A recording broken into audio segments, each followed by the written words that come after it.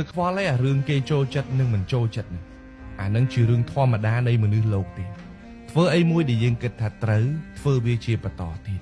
គេចូលចិត្តឬមិនចូលចិត្តអានឹងជារឿងរបស់គេទេយើងអាចបខំគេបានទេម្ទេសវាមិនដែលផ្លាស់ប្ដូរជាតិហឹររបស់វាដើម្បីទៅផ្គប់ចិត្តនរណាទេអ្នកខ្លះក៏ចូលចិត្តម្ទេសចឹងទៅហើយអ្នកខ្លះក៏មិនចូលចិត្តម្ទេសចឹងទៅប៉ុន្តែម្ទេសនៅតែជាម្ទេស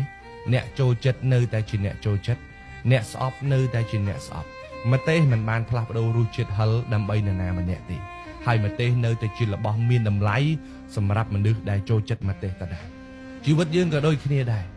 អ្នកមិនអាចធ្វើឲ្យមនុស្សគ្រប់គ្នាលើផែនដីនឹងមកស្រឡាញ់យើងមកពេញចិត្តយើងមកយល់ស្របជាមួយគំនិតយើងគ្រប់យ៉ាងបានទេ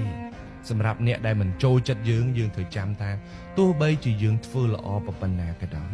មានសមត្ថភាពល្អកម្រិតណាក៏ដោយក៏គេនៅតែរកចំណុចទាស់រកនៅចំណុចដែលទើសយើងតតែបានហើយយើងត្រូវចាំថាអ្វីដែលគេមិនចូលចិត្តយើងនឹងមិនមែនយើងខុសទេមិនមែនយើងធ្វើរឿងអាក្រក់ទេពេលខ្លះយើងធ្វើរឿងល្អយើងធ្វើរឿងត្រឹមត្រូវតែយើងធ្វើមិនត្រូវចិត្តគេក៏គេមិនចូលចិត្តយើងដែរនៅក្នុងជីវិតយើងត្រូវចងចាំថាទោះបីជាគេចូលចិត្តក៏ដោយគេមិនចូលចិត្តក៏ដោយ